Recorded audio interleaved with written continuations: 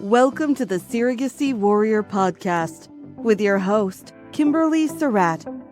Join us as we dive deep into the heart of surrogacy, offering insights, sharing stories, and providing advice. Our mission is to illuminate every corner of surrogacy, from the emotional roller coasters and legal battles to the triumphant moments of birth and beyond. Surrogacy Warrior is more than just a podcast.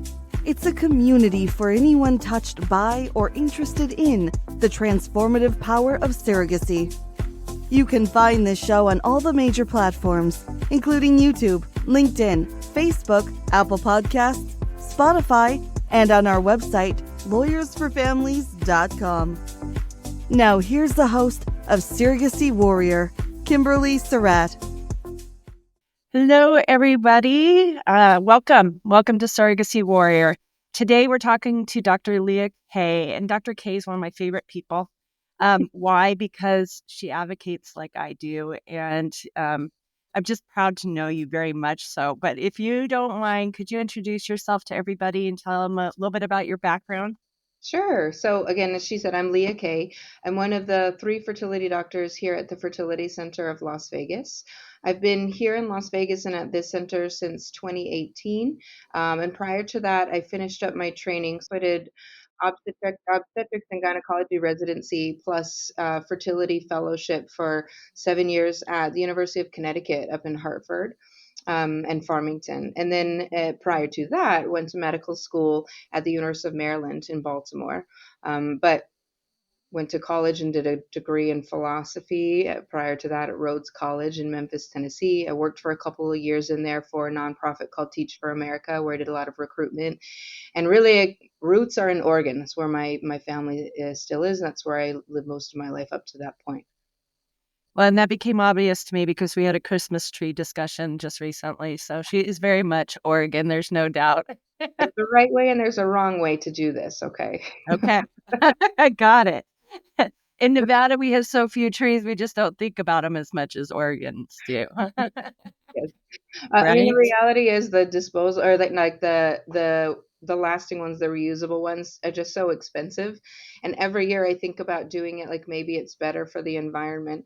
And then I look at the price tag like at Costco and I'm like, there's trees for $150 and I can support my people up in Oregon. I'm gonna just do that every year.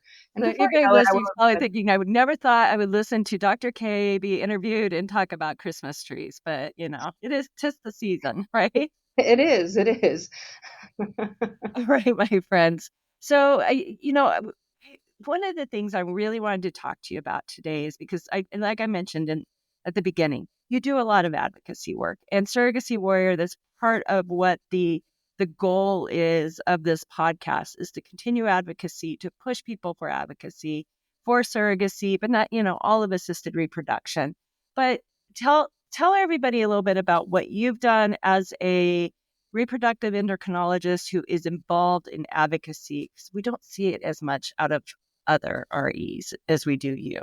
Yeah, I think some of my advocacy actually started before I ever even knew that I was going to do fertility as a subspecialist. So, I mentioned that we do training in OBGYN for 4 years, and then if you decide to subspecialize, you then do an additional 3 years in something like fertility. So my first kind of medically related advocacy actually stemmed back to OBGYN residency. I was very involved with ACOG, which is the American College or the American Congress of OBGYNs. And every year they would do an in-person day on Capitol Hill in DC. And state by state, we would go and meet with all of our representatives. And those early experiences, talking to people who felt like needed to hear what we needed to say, just kind of changed my whole approach. And there were a few mentors from Connecticut where I was training who, would bring me to tears when they would tell their stories to our representatives and our senators. And so it sort of started there. And as an OBGYN, the things that we ask on Capitol Hill are slightly different than the things that we would now ask as fertility specialists. And to be honest, I never foresaw that IVF and fertility treatments were ever going to even potentially be anywhere near a chopping block. But thankfully, I had that experience as an OBGYN defending our access to healthcare for our patients and us being able to make medical decisions behind the closed doors of an exam room, that experience kind of led me to be able to continue that advocacy and that work as a fertility subspecialist. To be honest, as before that, I went to medical school thinking I'm going to be a primary care doctor and I'm going to serve the underserved, because I came from a background of working for Teach for America, where that was a huge motivator for everything that we did every day. So I think most of my advocacy started like day to day. Who are the people that need something and don't have a voice? Who can I give a voice to? And then entering into OB and into fertility, it's just sort of developed from there, where you find the ability to get your voice in front of the people who need to hear it. What do you think causes? I mean, I mean, it's a generalization. Yes, there are other REs that are involved in advocacy, but not as many as I would think. What do you? Yeah. I mean, I think Why is that? that's a great question. The first easiest answer is time. Like, I don't know. I don't want you to see what my schedule looks like, but we work pretty nice hours as far as doctors go, and as a fertility specialist, with so much of what we have to do, we take home with us. And at some point, all of us get to a point where if you don't protect something for yourself and your family, you lose yourself. So I think that is the easiest answer. But that being said, all of us go into our careers in medicine knowing that we've got some ability to tailor it to the things that are important to us. And I think the other barrier has a lot to do with politics, unfortunately. Fertility care is medical care, but unfortunately, it's still viewed as very elective. And the treatments, especially in the state of Nevada, are overwhelmingly not covered by insurance, at least not well. And so we know that we are competing with other people across town. We want to do everything we can to be as open, friendly, inviting to everybody, regardless of who you voted for, regardless of your political views. Honestly, even regardless of your view on abortion, like a lot of us try to stay very neutral where we can, at least for our patients. And part of that is a business decision. We don't want to feel like we're excluding anybody Right. or giving preference to anybody. At the same time, though, what I've learned is that family building is not on one side of the aisle or the other, and that's part of what makes it very easy to advocate for, if you just find the time and the money to do it, is that you could ask anybody in a red state or anybody in a blue state, hey, do you think people should be able to have kids if they want to have kids? And overwhelmingly, the answer is going to be yes. Okay, well, I want to be really clear though that advocacy comes in different forms, right? I mean, I don't punish anybody who doesn't know how to go walk into a legislative building and testify by any means. But I mean, you have worked one-on-one with some of those efforts, at least with Resolve and that type of stuff. Do you think it makes you a better doctor and in the treatment that you do? 100%. Yeah. I mean, I think part of our job as doctors is to have a thumb on the pulse of like what is going on at a greater level. And that's partly to protect patients from needing to worry about those things. We can do that worrying for them and we can advocate for them. But I would agree. It doesn't have to be, a situation where you have the ability to go take a full day off of work and talk to people that need to hear our voices. It can even look like sending the template email that, your colleagues are sending you, and you're signing your name, you're putting your zip code in, and it's going to where it needs to go, and the work is done for you. It can look like making a small donation or a large donation for lobbying efforts. And I think that's part of what not all REI doctors see, is that it doesn't have to be taking a full day off to go to the Resolve Advocacy Day. And that used to be in person. Now it's just a virtual day, but that's still, I mean, that's a big time demand on us. And I think a lot of people don't realize kind of the overhead that we see as fertility doctors. We can't take a whole day and comfortably recover from that week in terms of business that we have to do. And so I would second that. It can look a lot of ways, but being in the know, at least following the news, seeing what's happening locally, helps us do our job better, so that we can reassure our patients that they're safe to do what they're planning to do here, and that there aren't any immediate threats. And knock on wood, it stays that way because of the work that we're doing. So, of course, this interview is being done in November of 2024. So, as a reproductive endocrinologist, um, and fertility doctor, there's a million things we can call you, of course. What what are you seeing right now as kind of the most important things that need to be advocated for your patients? What's your priority list of what they're needing or what you're Mhm. seeing people's needs as being?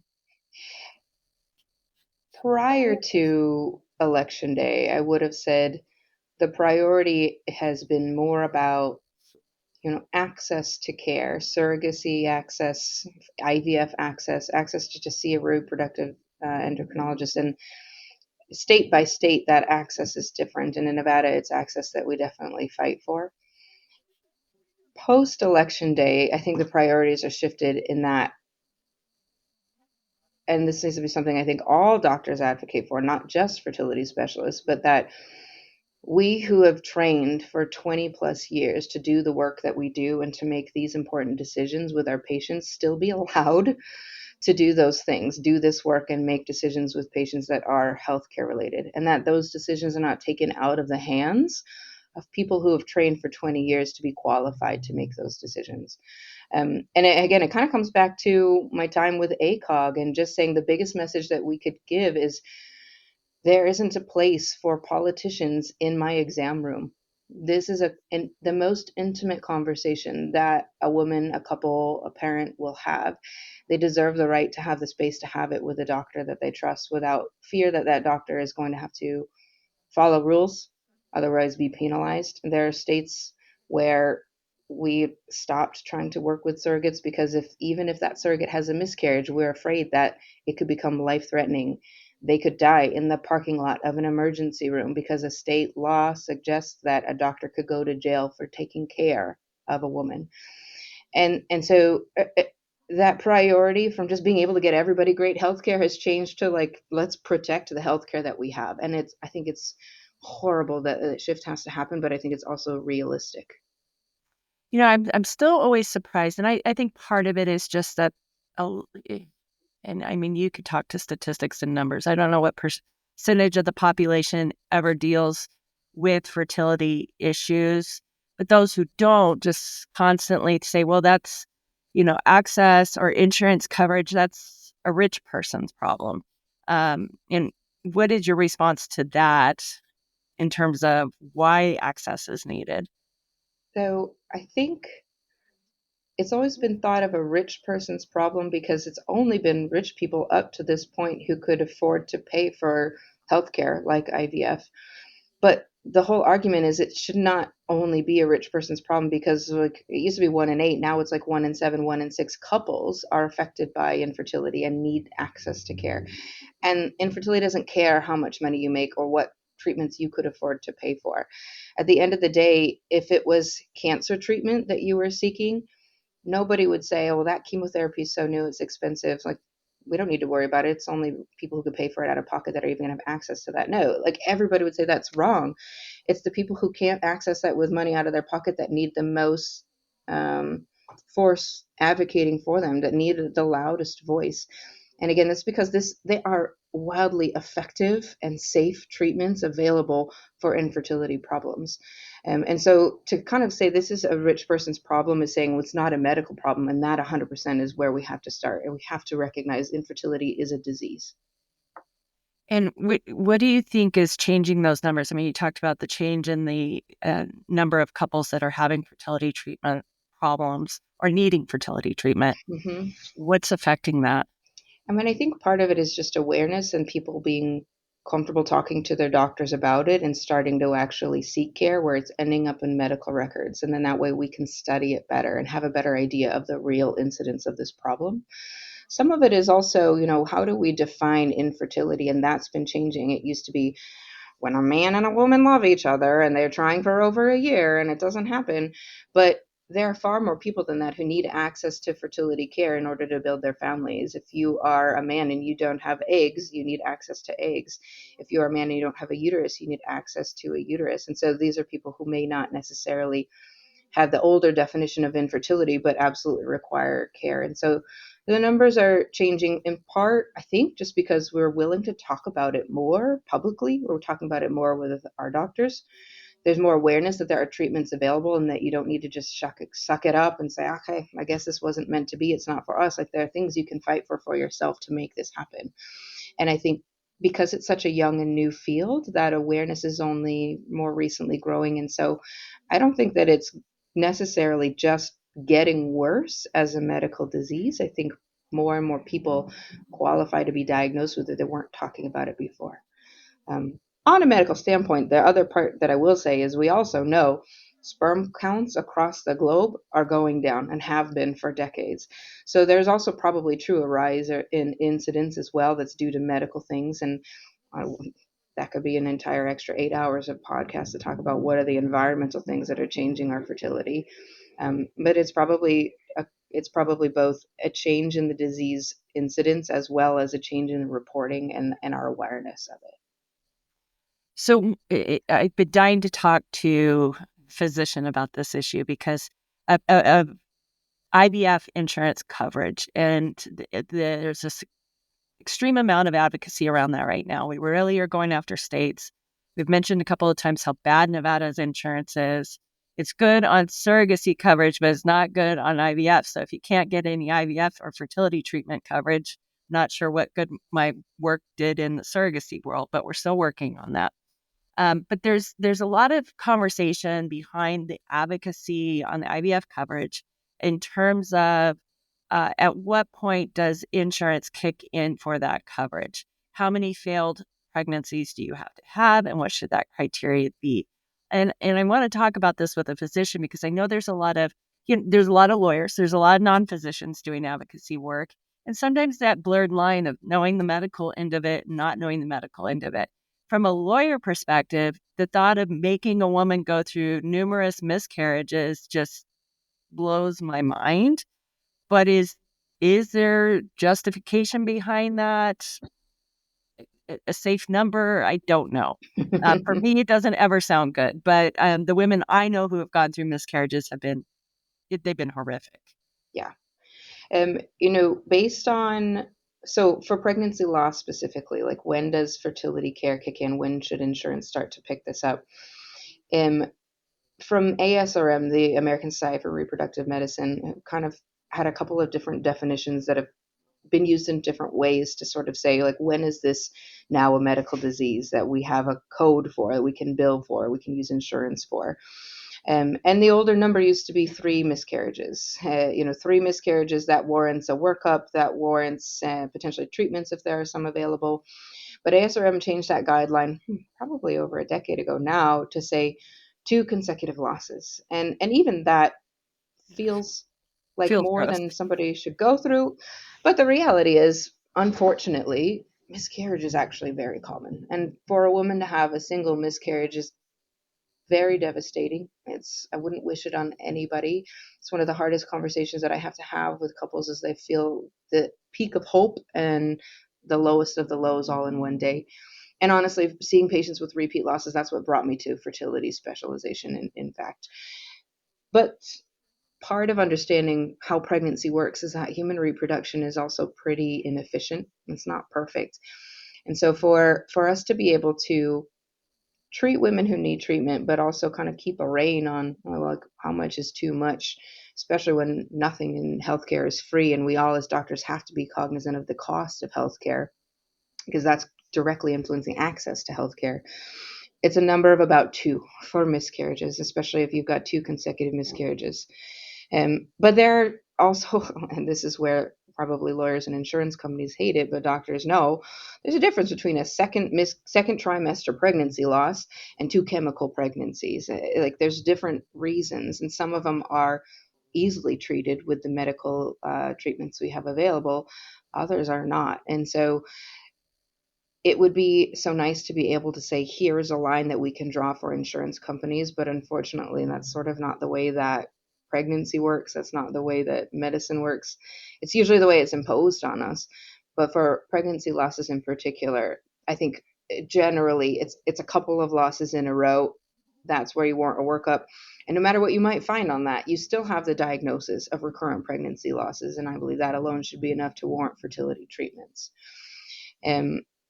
There's more fertility problems than just repeat losses. And so in general, we kind of define what is infertility. Again, it's if you're a heterosexual couple, it's that 1 year of trying without success. But we as doctors are not saying, go out and try for 1 year if a woman is 35, 38, 40, 42.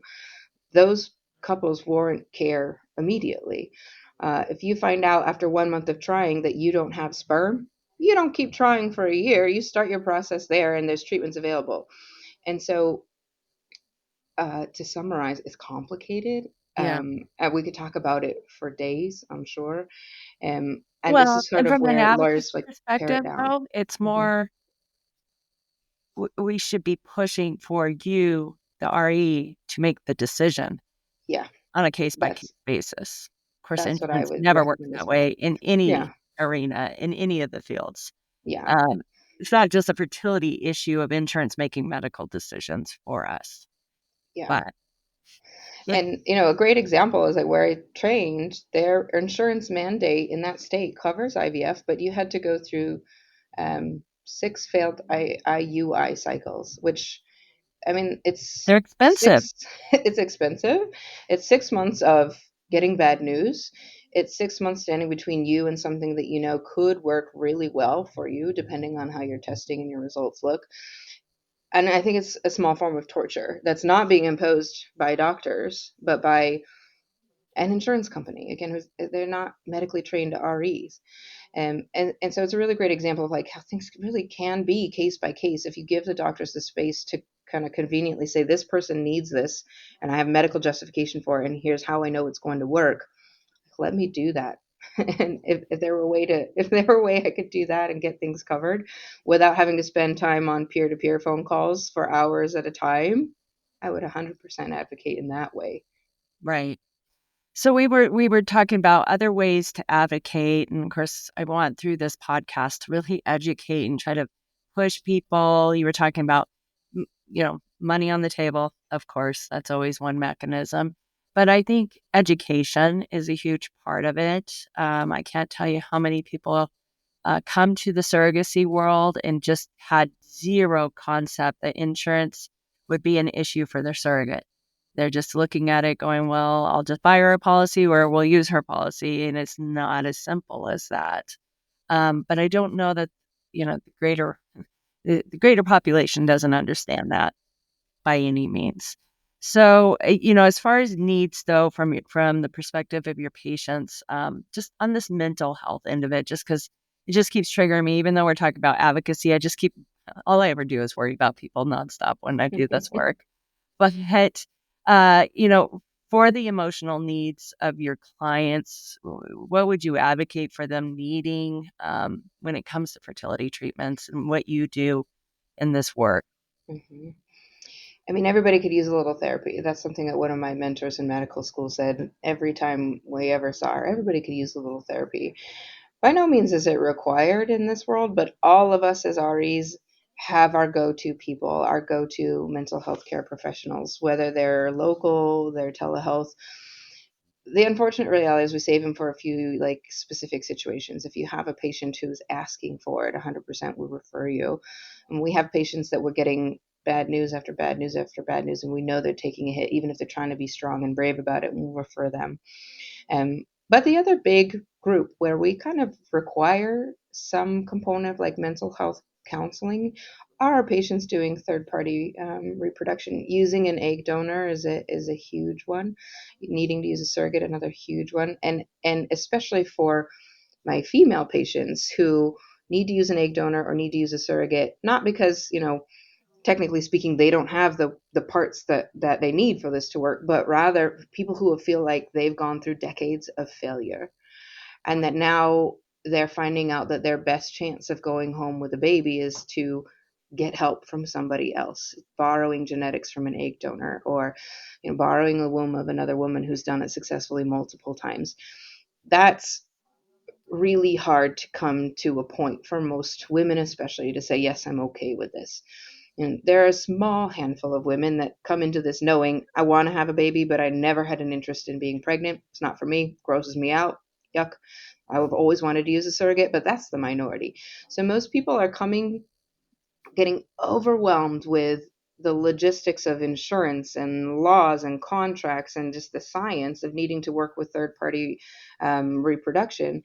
and struggling internally or with a partner about like coping with what they feel like is a failure. And so if I could, I would have everybody talk with a counselor. I can't. Like, unfortunately, I wish this is another place for advocacy. If our insurance could cover counseling a lot more thoroughly to the point where everybody just had their life counselor, they had their life coach for the good, for the bad. Infertility world it's a tunnel, and I every day am I reminding patients who are having mini breakdowns in my office. I'm reminding them, I know that you are a normal person. And I know that the way that you're feeling is because you're in this tunnel. And I want you to know there's a light at the end of the tunnel. And we don't know how you're going to exit this tunnel. Maybe it's with a baby. Maybe it's with more than one baby. Maybe it's with no babies. We don't know. But at the other end of this, you will go back to being that normal, healthy, strong person that you thought you were at the beginning of this. But I, as a doctor, I can't have that discussion with everybody every time I see them. We need the help of our mental health professionals to help hold hands along the way too, and cope with all of the things coming at you from all different directions. That's interesting because I just had a discussion at the last conference that we were just at with an agency about how it was a single intended father who had already created embryos, had already had egg donation, created embryos, and through psych evaluation for utilization of entering into a surrogacy journey, it was discovered that he was tinfoiling his house, believed aliens were coming. I mean, definitely not prepared for a surrogacy journey. And for Yeah. those listening, like, it's important. I mean, some people say, well, anybody can get pregnant. Why should you have to go through a psych eval? Well, because you're using a woman for a whole year to create a human being in a contract relationship. It's about surviving the contract relationship. It's not about whether you should or shouldn't be a parent. It's about, should you be able to enter into such an intimate relationship with a third party to do this? But, um, based on that conversation, I start getting scared and thinking, okay, should we be advocating? Because, some of this stuff we can put into statutes but there's a fine line of what should go in the statutes. Mm-hmm. With surrogacy, it's one thing. Should we also be saying you should be having a psych eval before uh, creating embryos? I mean, the poor guy had spent all that money just to find out no one was going to let him enter a surrogacy journey, right? Mm-hmm. Yeah. But I don't know, like you said, if we had the magic wand and could force it with insurance, that's one thing. But we can, in some ways, force it with statutes. But my goodness, I don't want to More make, hoops. well, more expensive and more inaccessible, Yeah, right? I agree. Um, I mean, you said the right thing. And like, if this was a person who was just trying to get pregnant on his own and nobody would be policing that. And that's absolutely true. That's part of why we think, family building is a right and not a privilege. And that's how we advocate. Um, but I also think that in the business of family building, we have some responsibility to the children that are resulting from the work that we're doing. Um, by no means would I consider myself the best person to be policing or saying you get a baby. I'm like, I'm not Oprah. But I think too, and we hear this a lot from the statutes and the laws that are being pushed by donor conceived people. Like, they are representing children from these legal relationships, and they're representing people, not as, like, can I enter a contract and can we get out of this? Okay, did the work that we do help or harm somebody that didn't have that choice for themselves? And so we, as doctors as well, and as lawyers, and as everybody who's taking part of this process, whether it's with third party reproduction or not, I mean, I think it would be inaccurate to say that I don't care or I don't think about the livelihood of the kids that are going to be born. And I mean, you described a pretty extreme case, and I think that that person was needs extreme. help. That person needs help. And it's not to say that maybe they'll never get to use these embryos, but maybe they're in a mental place right now where they need help and could come back from that. So it's not a no, you can never do this. But I think we also have to, if you see something, say something. And there are cases where I say I never mandate a psychology consultation. And most of the time when I talk to people who are having this psych consult, it's not, I reassure them, it's not necessarily to see, are you going to be a good parent or not?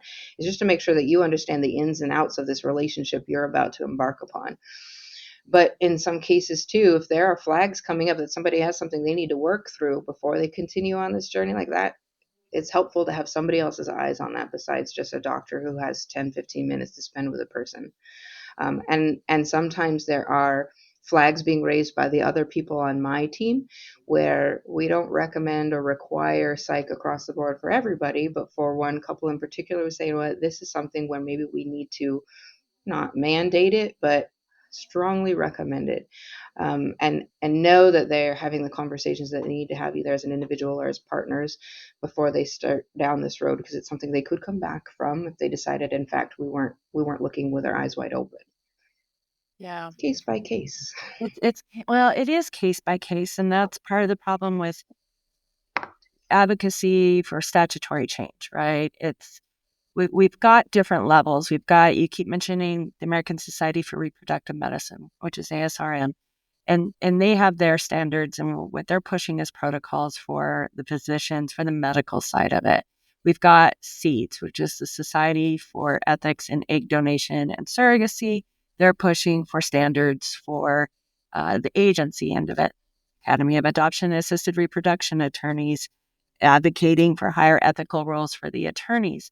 And it's that crossover between what everybody's recommending and what goes into statute to protect people. Mm-hmm. And I am a high believer in the mental health professionals assisting us in this world of third party reproduction. I wouldn't do it without them. But statutory changes can turn to prohibitions on ability to move forward. Mm-hmm. And counseling's one of them. Another good example is when people say, well, she can't receive any government assistance and be a surrogate. Well, there's a lot of really good human beings who are on government assistance, and just being on government assistance doesn't turn you into a bad person. But there's a lot of push for standards or statutory authority to say that she can't move forward. But there's a lot of different forms of government assistance too. If the government's going to give me something for free, I'm probably going to take it also. Right? They're very different mechanisms. No, we can't use Medicaid. That's a clean rule. And that has nothing to do with the fact that she's on Medicaid. It's that Medicaid won't allow us to use Medicaid. Those are two very different things. But it just reminds me of how important it is for lawyers and doctors to have these conversations, because, I walked away from that conversation thinking to myself, we should be mandating psych evals for every single person before they have an egg donation. Well, and it's more about, I just don't want to see people wasting money. I mean, that's a big part of it. Like, my goodness, the time and effort to get to the point of having embryos created is, well, you could speak to it better. What the time frame looks like. It's a lot. It's a big investment, and to have embryos that you can't use, like, that's the worst case scenario. You've invested tens of thousands at least already by that point. Yeah. But that these are statutes and suggestions that are not coming from a bad place. There are definitely vulnerable populations and that's the whole reason that we're advocates in the first place, is to have a voice that can represent those who can't have their own voices. There are vulnerable populations that exist. And so it's just, you're right, it's a very fine line between, can we say across the board, this is okay and this is not? And are we going to be actually, discriminating in the opposite way by saying somebody on government assistance is no longer able to, support her family's income in this way? She's no longer able to help a family that she might have all good intents of wanting to help because of, government assistance. And it's so hard to know, like, what is that line. And I think we rely quite a bit, I do anyway, from the standpoint of ASRM on those guidelines, but they are exactly that. They're guidelines. There's nobody saying a doctor has to abide by them or they'll be punished if they don't. But we all as doctors know those guidelines exist. I think where we can do better is I'm on a lot of text chains with various doctors that I trained with doing fertility care, but they don't do quite as much third party reproduction as we do at our center. They don't even know seeds exist. They don't even know when they're talking about, hey, how do you find a surrogate? How do you find an agency to work with? They don't even know that there is an ethics, group that you can be a member of or not be a member of, and you can use that as a gauge as a patient or as a client to say, okay, this is an agency that I feel comfortable with versus this is an agency that's working in the Wild West doing whatever they want. And so we all could do a lot better to say, you know what, I don't know that I'm a promote a bunch of legal statutes coming down from the top because that might do more damage than good. Mhm. But we could all be at least aware that there are ethical standards that exist within each of these fields, and there are guidelines that people who have been trained in the various ways look to help make these tough decisions and make these calls. That's a good point. And it's another form of advocacy, just sharing with your peers what exists and having these conversations. And I think for the greater public, knowing that we we do worry about this as professionals working within third party reproduction. We do think about it. We do worry about it. We are trying to do our best. And things do slip through. People do slip through that probably shouldn't be engaged in the process. And as much as I want to say it's for all, it's not an easy journey. It's a long journey, and it's a difficult journey. All right. Is there anything else you want to kind of cap off with before we close out and tell everybody? I mean, I think I don't have any like major parting words of wisdom necessarily, but I would say I agree with your final sentiments to say this is a long journey and it's a hard journey. And if there's anything that I've learned, because I didn't learn surrogacy in fellowship, I didn't learn much about egg donation and third party reproduction. You find a center that's doing it and you learn it as you go, or you find a center that doesn't do it and you see them kind of just trying to keep their head above water, figuring out how to do 1 or 2 cases a year. What I would say from the medical perspective for patients, for clients that are thinking about embarking on a third party journey, is make sure that you're finding a team that you know is experienced and that you trust. Because there are a lot of people who are doing it really well. And then there are a number of people who don't do it well enough to do it well. And then there's an entire mental health component of it that if you don't do it all the time and you don't do it well, it just completely gets lost.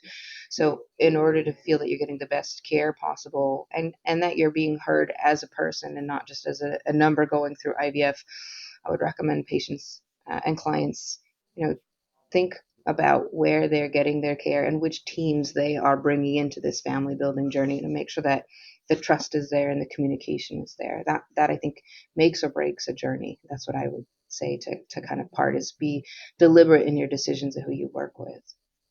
Excellent, excellent, excellent advice. Your team will grow. It's not just the fertility clinic. It's fertility clinic, your attorneys, the insurance element of it, the escrow element of it, mental health professional elements. And there's a lot of angles that we have to come at, but experience makes a difference. And there's a lot of places you can research and get that information. So just to kind of close out the show, you can go to each of the organizations that we mentioned have their own websites, of course. And again, that would be like the American Society for Reproductive Medicine, SEEDS, which stands for Society for Ethics in Egg Donation and Surrogacy. For short, we call it Quad A. That's Academy of Adoption and Assisted Reproduction Attorneys. And Resolve is another really good website for resources and information, which is an infertility awareness group. And those are just a few of them, but each of those organizations have an extreme amount of information where you can at least start your journey, get some information, find information on professionals, and go from there. All right, Dr. Kaye, can't tell you how much I appreciate you. I adore the fact that you do advocate, and I love being on that journey with you. Thank you, everyone, for joining us on this episode of Surrogacy Warrior. I hope you found our discussion enlightening and empowering. If you enjoyed it, please do what we always tell you to do at the end of a podcast. leave a review, like us, rate us, subscribe, etc. Follow us. If you want additional information about me and about the surrogacy work I do, my website is www.lawyersforfamilies.com. You can find Dr. Kaye at the Fertility Center of Las Vegas. And remember, you're not alone in this journey. Together we are warriors. Until next time, stay strong and keep fighting for your dreams. You've been tuning into the Surrogacy Warrior podcast with your host, Kimberly Surratt. You can find this show on all the major platforms, including YouTube, LinkedIn, Facebook, Apple Podcasts, Spotify, and on our website, lawyersforfamilies.com.